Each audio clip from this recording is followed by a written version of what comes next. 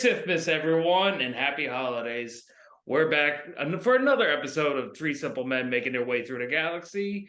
We're in the festive spirit, boys, as you can tell, and we're here for another episode. Like I said, episode 11, season 1, or I believe the title was Gungan General.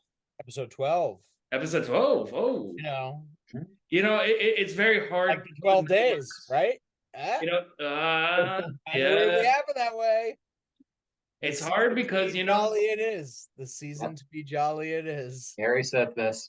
Oh, yeah. It's I get my numbers confused. I'm counting the episodes at the same time. I'm counting the days down to Christmas. But what are you going to do?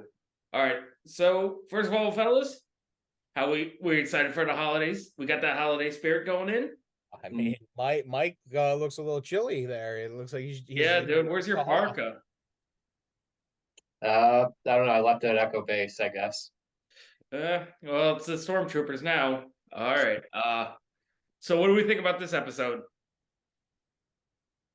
I think we got a lot to talk about. I think it's a good episode. I want to start off before I even go with my quote, just saying that over the past few episodes, and again with the caveat that I've not seen the earlier seasons or the majority of the Clone Wars more than probably once.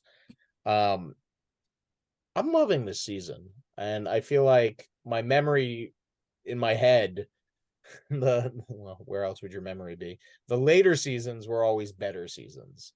That's what my memory had, was like, oh yeah, well, like just watch it till you get to the later seasons. Those get better. The beginning aren't that good. I'm loving these. I'm thinking they're great. I don't know what I was thinking last go around, but watching it this time, I'm very much enjoying it. So with that, let me just get the starting quote out of the way of our episode. We pick up right where we left off, in the middle of this prisoner ransom hostage situation with our newfound pirates. But the episode quote is, "Fail with honor rather than succeed by fraud." So with that, the episode kicks off. Yeah, so in an unfortunate series of events, we see that Anakin and Obi-Wan were captured, and I think we saw with last week's episode that they somehow switched the cups around, but somehow they still found a way to get drugged and captured themselves. So that's the first thing I wrote, all bold. I'm like, how did they get drugged? And actually, I was looking into that. So along with the release of the Clone Wars episodes, I guess on StarWars.com, they had these web comics, and they do like a prequel to this week's episode. So like with last week, we saw how Anakin was going to end up in jail. And then I guess with this web comic, I guess the monkey lizard somehow found a way to drug Anakin and Obi-Wan, even though they switched the cups up. So is that I can't find it. You just said monkey lizard. Is that I don't know. That's what you're calling them, or is that their actual species name? I don't know what the species is. I'm just calling them a monkey lizard. I mean, you could have just called it Jabba's pet, because that's what the species was. It's Hondo. It's the same species as Hondo, right? Really? Oh no, it was the little guy that drugged him. Yeah, the Salacious Crumb. That was the Salacious Crumb one. Yeah, that's what I'm referring to. I'm not calling it. I was like, whoa. I'm like, you're calling these pirates monkey lizards. That sounds offensive. Oh, no. Mike, you might be out of the job now at this point after that, man. Ouch. Okay. Well, I guess I'll freeze and die here. So nice knowing you guys. So one of them managed to sneak in and drug them regardless. Mm-hmm. So they are now in prison. And this is right off the bat my question / hot take / whatever. But they're in prison. Obi-Wan and Anakin handcuffed to each other, but also to Count Dooku. And my question is, can Anakin take off his fake hand?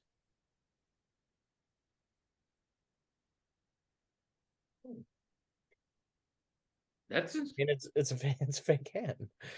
Like, can he not pop that thing off?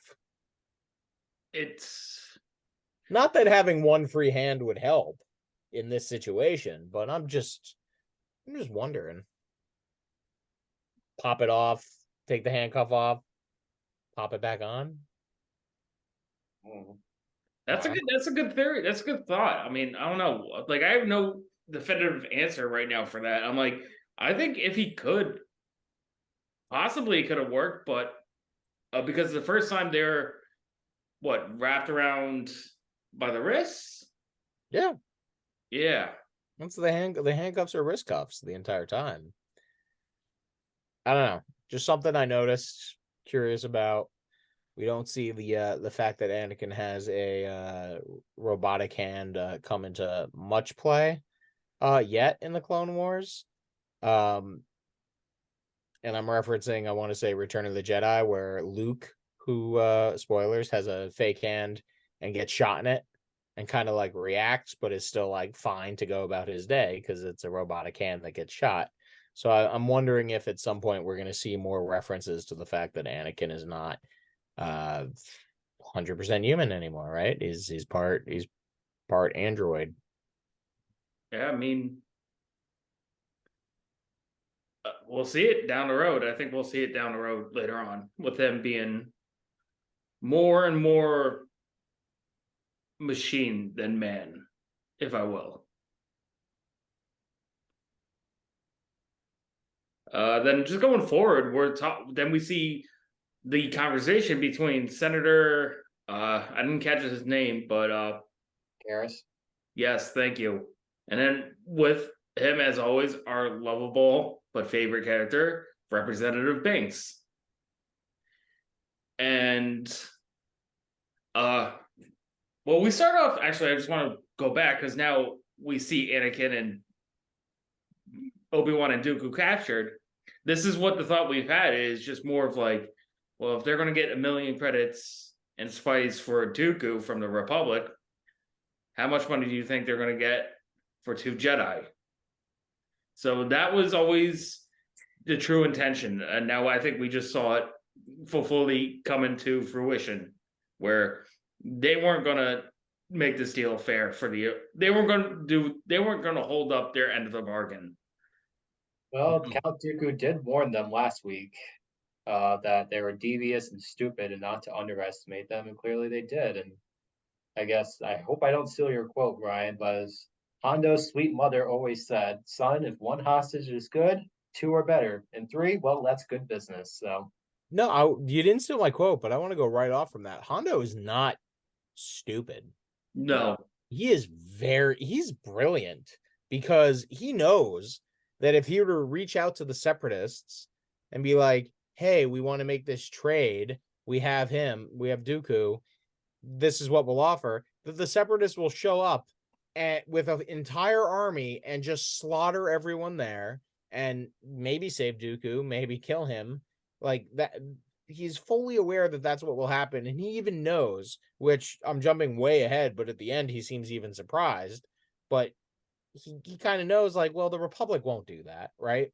The Republic will just send diplomats because that's what they do. They're not the bad guys. And they're not at another front of the war. And because I think they're afraid, if the Separatists do send the army, who do you think is going to lead that charge?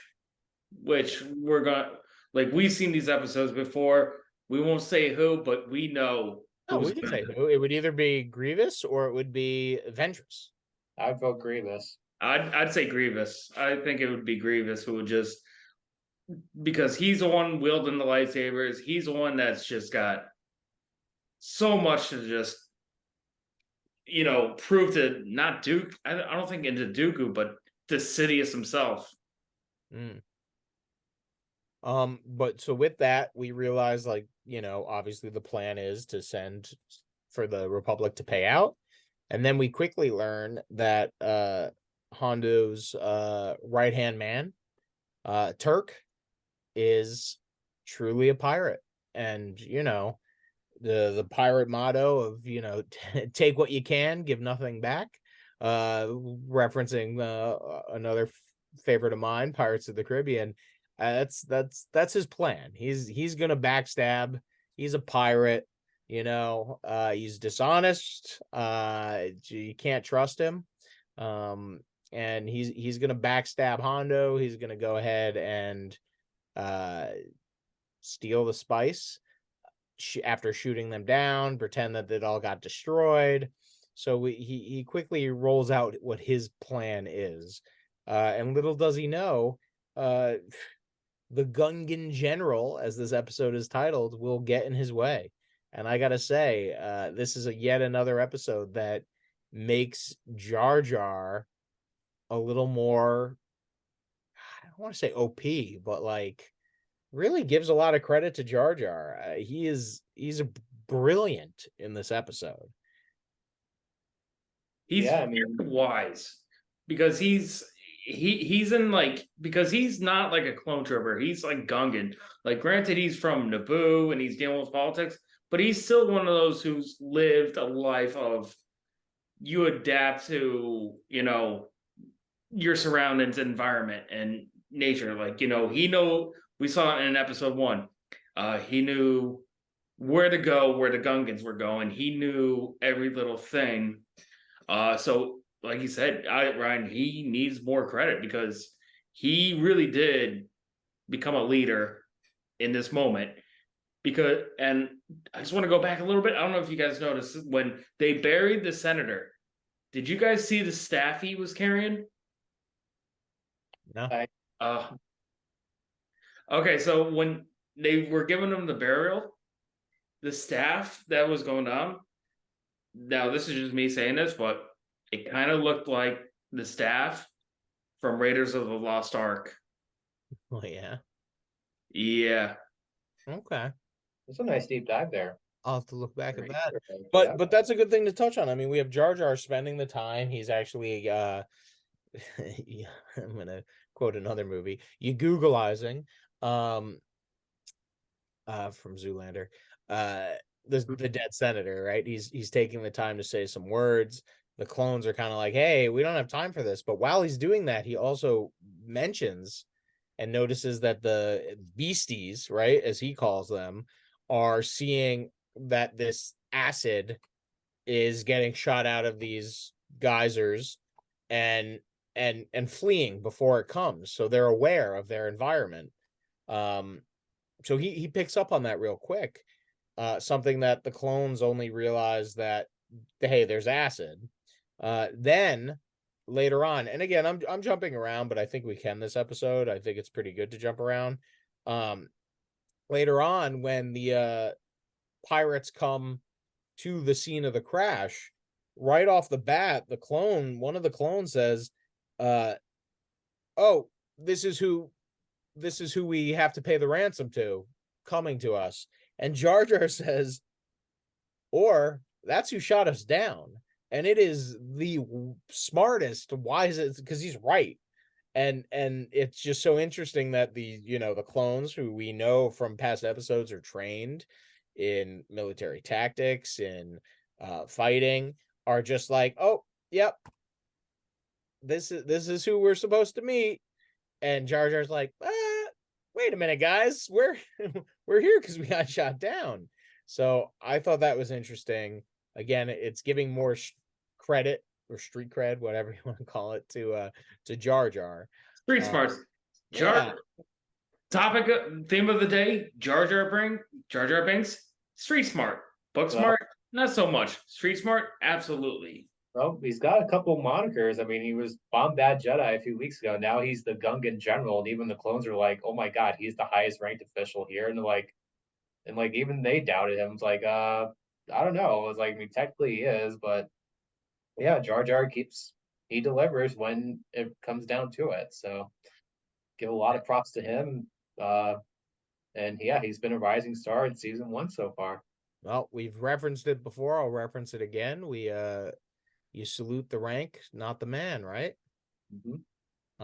Little Band of Brothers reference, Mm-hmm. but that's it. Yeah, like even the clones, they're questioning it and they seem a little concerned, but they're like, Jar Jar's, he's the ranking guy. We're gonna stick to the chain of command, and worst case scenario, he sucks and gets killed, and then the next guy steps up.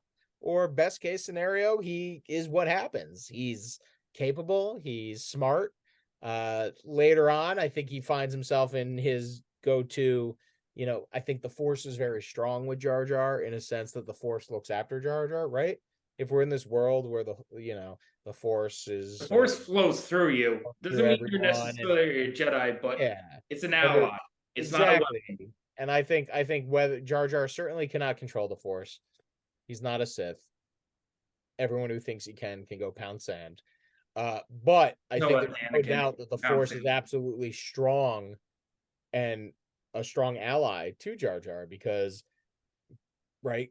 Was it Qui-Gon who says it that there's no coincidences, something It's along the those Force lines? guiding. And I think that's that Jar Jar just gets lucky. He doesn't get lucky. The Force is guiding his hand, and when he's clumsy and fails up, I think it's the Force guiding him, and that's exactly what happens when he manages to destroy one of these tanks by accidentally stepping on something. Accidentally. Yeah, on the little wheelie thing. Yep. I mean, Yeah. It's like the Yep. hand of providence. It's just pretty much like fate is allowing you, it's helping you fulfill your goals, your agendas, your destiny. Well, so you're using words that we use, but not words that they use. It's not fate. It's the Force, right? I Yeah. mean, right? We got to remember that we're in a different universe, a different world, a different story existence, and in this world, the Force exists, and that's exactly what it is. In our world, maybe it is fate, destiny, whatever, but in the world of Star Wars, it's the Force. And then we're just going to move forward a little bit where we see the crash happen, the burial, and then we see them fight back and they take back the spice. And what is the first thing that you do? Well, first, Kondo's associate or his second in command is tell him that they betrayed us. It was the army, they sent a whole army for the Jedi just to create a false narrative, not be so he has zero accountability of, hey, listen, I was just trying to get the spice for myself. I fucked up. Pardon my language, but we don't have the spice, and now I piss off the Republic. He's a pirate. He's a dishonest man. You can always trust him to be dishonest. It's greed. It's pretty much if you have money, you have power, and if you have power, nothing's going to stop you from attaining it or keeping it. So we've been talking a lot about Jar Jar and what's going on there. I want to take it back a little to the other story that's going on, and that is our prisoners. And we get the first kind of escape attempt. And I might take some liberties here, but our first escape attempt is Dooku. He's the one that leads the escape. He uses the Force, very tame use of the Force. He just does a Force pull to grab a knife, put it in the keyhole, and open the cell, and they escape. Seems great until they get captured again and they get sent back. Within there, we do get an Obi-Wan quote. He does say "most impressive," which I feel like he has said before, and that was kind of seemed like a natural classic Obi-Wan quote where you go, "Oh, most impressive." But then we get the second attempt to escape, and that's Obi-Wan. And instead of doing the Force pull, he does a very Obi-Wan thing, and he uses a Jedi mind trick on one of the guards. Again, very traditional Obi-Wan, right, from our original trilogy. We know he uses that mind trick a lot. Then our final escape, and I know I'm jumping, but again, I think we can do that, is basically, I'm going to call it Anakin's escape, and this is where I'm taking kind of a little liberty here, because really it was all three of them, but what happens is Anakin and Obi-Wan escape with the help of Jar Jar, but with lightsabers, so they use a little more brute force. At the exact same time, Dooku's escaping, using the handcuffs to choke somebody, then goes a little further and uses the Force to make one person shoot somebody else and then Force choke them. So we get these three different methods of escape. And the reason I'm talking a lot and bringing this up is that it is a kind of a classic way to tell a story. It's the rule of three. So we get these three different things, and it happens 3 times, which is a very natural number for us to kind of digest and to understand a point. And what I think they're showing us is like, hey, here's the Force. This is kind of, very simple, almost funny that Dooku in the beginning uses a very light-sided method of the Force, right? He just moves an object to another object. Nobody gets hurt, nothing gets messed up. Then we get Obi-Wan, who uses a mind trick, which is a little more, I'm not going to say it's a dark side move. I think it is more of a light side move, but it's a little more aggressive because you're affecting another person. Then we get the more brute force, where they're just using either lightsabers, where they're not using the Force at all, or the Force choke, or Force control, which is a lot darker, right? So we kind of get these 3 different steps in the Force and demonstrations used to escape. I know I just threw a lot at you guys, but I want to discuss that a little bit more if we can. I mean, any thoughts on what I just threw at you? I mean, yeah, I mean, well, first of all, I think if anything, I think the Jedi mind trick is a neutral one. It's not more light side, it's not dark side. Like you said, it does affect a person. But I think the true intention of it from Obi-Wan kind of makes it seem like a light side. Anakin, I think, is neutral with the lightsabers. Like, I have no intent to kill, but if it comes down to it, I will. And Dooku is just like, I'm going to make you pay. Like, revenge is going to be the way. And then we see him use the ability where it affects the deaths of 2 pirates. So, well, so to interject real quick, I think it's important to note that originally he doesn't use the dark side. Dooku originally uses just a very light-sided use of the Force, neutral, to try to escape. Not even neutral. Well, sure, dark side can also use it, but like there was nothing inherently evil in what he was doing at that point. And I think it's kind of reflective on the fact that Dooku was originally a Jedi, right? And then he turned to the dark side. And we almost see that again happen right here in front of our faces. Like his first thought of escape is, oh, let me use things here and let's just get out and leave and not have any. And it's almost like that light side coming back to him, where he's like, yeah, I can get out of here without hurting anyone.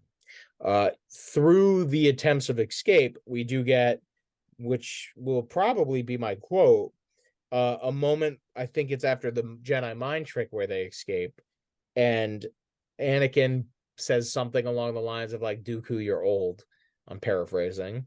And Dooku's response is, I would kill you both right now if I would not have to drag your bodies, which is one pretty dark line for Star Wars, if you really think about it. But like, and it shows, like, yeah, he's not a good guy. No doubt about that. And then we get his final escape, which is, again, it ends up with 2 dead guys, which is a complete contrast to Anakin and Obi-Wan's escape, almost. Because there is a moment where Anakin, they get out because Anakin has his lightsaber to Hondo's throat. And right at that last minute, Obi-Wan says, we're going to let you guys go. And Anakin questions it for a second. He goes, what?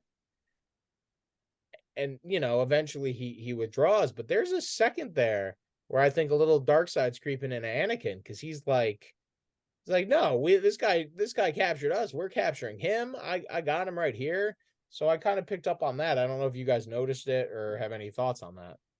Yeah, I mean, I would just agree with your interpretation with Dooku, because I mean, like once he, like, to go along with your quote, like once he was free from the baggage, yeah, he pretty much just went into full kill mode. He choked and shot the guy. But I'd say with Obi-Wan, yeah, he was definitely the more honorable of the 3, just the way he was going. Because like even like during that second escape attempt, I think when they were starting to shoot at them, like I think they shot the line and they got Dooku. I mean, they could have just let Dooku die, but Obi-Wan saved him.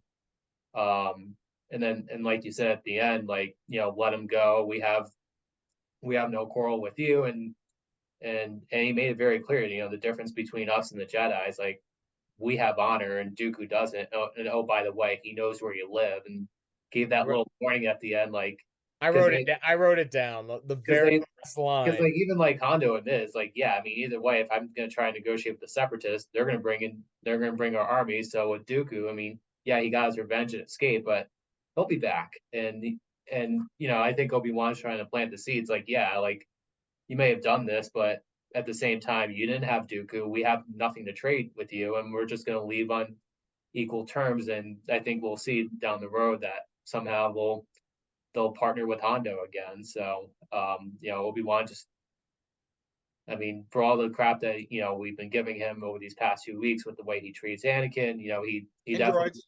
and droids, yeah. especially R2. But no, I think I know where you're going with this. And I think it's a quote that goes, "The enemy of my enemy is my friend."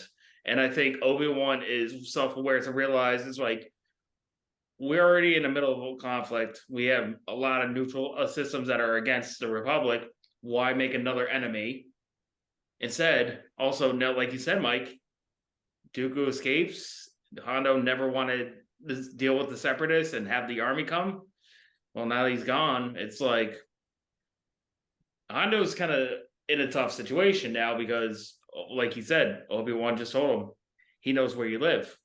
So now Obi-Wan's just like, we're going to let you go because you're going to have a shitstorm coming your way. So we're going to get back to what we're doing.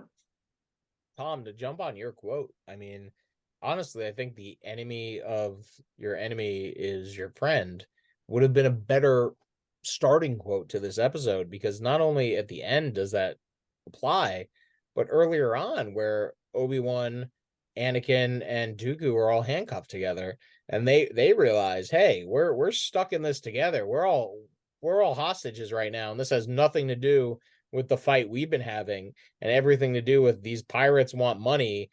We're the hostages. We need to escape. And that's where that comes in, right? And they realize the enemy of our enemy is our friend, and we're going to have to work together, partly because they're handcuffed together, but they all have the shared goal. And I think that is more relevant than the quote they gave us to kind of be the overarching theme of this episode. And you hit the nail on the head. Oh yeah, it's truly one of those things. Like you saw it, they all had to work together, and now I think future reference, we're going to see Hondo go towards Obi-Wan and be like, I might need your help. Well, I don't think we've had an episode that has had a more goosebump inducing finishing line, and you both kind of paraphrased it, so I'm just going to read it because it was my other quote. But Obi-Wan looks back when Hondo is kind of shocked that you're just going to let us go, and he says something like, oh yeah, we don't seek revenge, but then he hits him with, Count Dooku does not share our sense of honor, and he knows where you live. I mean, I was like, oh, I'd be getting in my ship right now. That's kind of scary. And I mean, it was a great way to end the episode. Definitely chilling.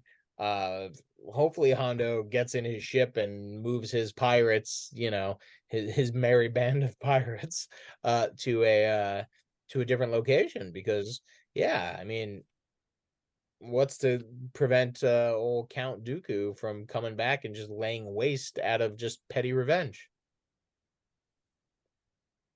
And not just that, is Count Dooku not just because he's a Sith, but he's also his title as a Count. He's like, he feels insulted. Like he's got this whole sense of nobility and hierarchy. He's like, I'm gonna make you pay, you peasants. Very true. All right.